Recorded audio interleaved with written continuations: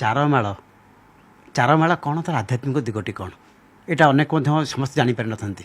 ବଢ଼ିଆ ପ୍ରଶ୍ନ, କିନ୍ତୁ ତା ପୂର୍ବରୁ ଆଉ ଟିକେ ଯୋଡ଼ିଦେବି। ଯେତେବେଳେ ଆପଣ କହୁଛନ୍ତି ଏ ରଥଯାତ୍ରା ମୁଁ ଫେରି ଯାଉଛି ଅକ୍ଷୟ ତୃତୀୟା ପର୍ଯ୍ୟନ୍ତ, ଅକ୍ଷୟ ତୃତୀୟାରେ ଯେତେବେଳେ ରଥ କାଠ ଅନୁକୂଳ ହେଇଯାଏ ଆଜ୍ଞା, ସେଠୁ ଯେଉଁ ପ୍ରୋସେସଟି ଆରମ୍ଭ ହୁଏ, ସେଇ ଭିତର ଚାପ ବାହାର ଚାପ 21 ଦିନ 42, ସେ 42 ନମ୍ବର କେଉଁଠୁ ଆସିଲା ଆଜ୍ଞା? ଦେଖନ୍ତୁ, ବିଚାର କରନ୍ତୁ, 108 ଗରାରେ ଠାକୁରଙ୍କୁ କାହିଁ ଗଧା ହେଲା? 12ଟି ରାଶି ନବଗ୍ରହ, 12 ଗୁଣିତକ 9 108, ସେ 108 ପ୍ରତୀକାତ୍ମକ ଭାବେ ଏ ସାରା ବ୍ରହ୍ମାଣ୍ଡକୁ ଦେଖେଇଲେ, ରାଶି ଏବଂ ଗ୍ରହଙ୍କୁ ଦେଖେଇଲେ।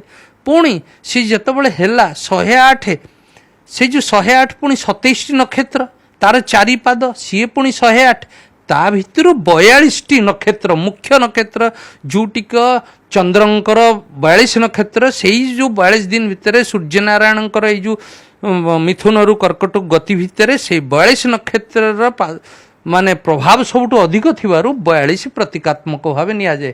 ତେଣୁ ଆପଣଙ୍କର ଅକ୍ଷୟ ତୃତୀୟା ଠାରୁ ଦେବସ୍ନାନ ପର୍ଯ୍ୟନ୍ତ 42 ଦିନ, 21 ଦିନ ଭିତର ଚାପ, 21 ଦିନ ବାହାର ଚାପ। ତେଣୁ ବିଚାର କରନ୍ତୁ, ସବୁଥିରେ ଗୋଟେ ସୂତ୍ର ରହିଛି। ବର୍ତ୍ତମାନ ଫେରିଯିବା ଚାରମାଳକୁ। ଚାରମାଳ କ'ଣ ଆଜ୍ଞା? ଏ ଯେଉଁ ଖଜୁରୀ ଗଛର ଗଣ୍ଡି, ସେଥିରେ ସେଟା ତିଆରି ହୁଏ, ନଡ଼ିଆ କତାରେ ବନ୍ଧା ହେଇକି ହେଇଥାଏ।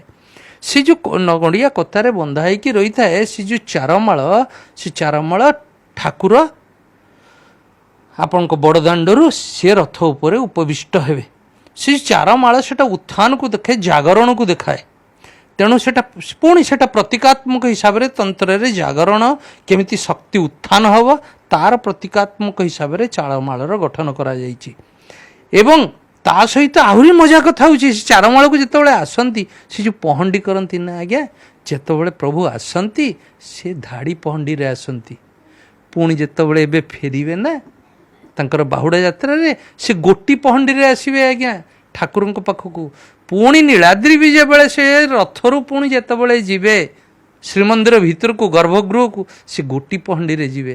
କ'ଣ ସେ ଧାଡ଼ି ପହଣ୍ଡି ଆଉ ଗୋଟି ପହଣ୍ଡି? ସେ ଯେଉଁ ଧାଡ଼ି ପହଣ୍ଡି ଆଉ ଗୋଟି ପହଣ୍ଡିର ଟିକେ ଏଲାବୋରେଟ୍ କରିବେ। ହଁ, ଦେଖନ୍ତୁ, ବୁଝନ୍ତୁ, ଏ ଧାଡ଼ି ପହଣ୍ଡି କ'ଣ ଆଉ ଗୋଟି ପହଣ୍ଡି କ'ଣ? ସାଧାରଣ ଭାବେ ଆପଣଙ୍କୁ ଲାଗୁଥିବ ଗୋଟେ ନାଁ ଦିଆଯାଇଛି। ଇଏ ଗୋଟେ ସୃଷ୍ଟି ସଂରଚନାର ଏକ ବଡ଼ ଦର୍ଶନ। ଯେତେବେଳେ ଧାଡ଼ି ପହଣ୍ଡିରେ ପ୍ରଭୁ ଆସନ୍ତି, ସେତେବେଳେ ସିଏ ଆସନ୍ତି ସମସ୍ତଙ୍କୁ ନେଇ ଆଗକୁ ଚାଲନ୍ତି, ଯାହାକୁ କହନ୍ତି ଜୀବନ ଗୋଟେ ପ୍ରବାହ, ଲାଇଫ୍ ଇଜ୍ ଏ ଫ୍ଲୋ, ସମସ୍ତେ ଆସ। ତେଣୁ ଏକା ସାଙ୍ଗରେ ପ୍ରଭୁ ଆସନ୍ତି, ସମସ୍ତେ ଜଣକ ପରେ ଜଣେ ଏକା ଧାଡ଼ିରେ ଚାଲିଥାନ୍ତି। ତେଣୁ ସେଟା ଧାଡ଼ି ପହଣ୍ଡି। ପ୍ରଭୁ କହୁଛନ୍ତି, ହେ ଭଗତେ ତୁ ଆସ। ସେ ହାତ ପ୍ରସାର କରିକି ଅଛନ୍ତି, ତୁ ଆସ, ମୁଁ ଆସିଛି ତୋ ପାଖକୁ, ତତେ ନେବି, ସାଥିରେ ନେବି, ତୋର ଉତ୍ଥାନ ପାଇଁ ମୁଁ ହିଁ ଦାୟୀ, ତୁ ଆସ। ଦେଖନ୍ତୁ କି ପ୍ରକାର ଦର୍ଶନ ସେ ନେଇକି ଯାଉଛନ୍ତି। ଯେତେବେଳେ ଫେରୁଛନ୍ତି, ଗୋଟି ପହଣ୍ଡିରେ ଫେରୁଛନ୍ତି। ଗୋଟି ପହଣ୍ଡି କ'ଣ?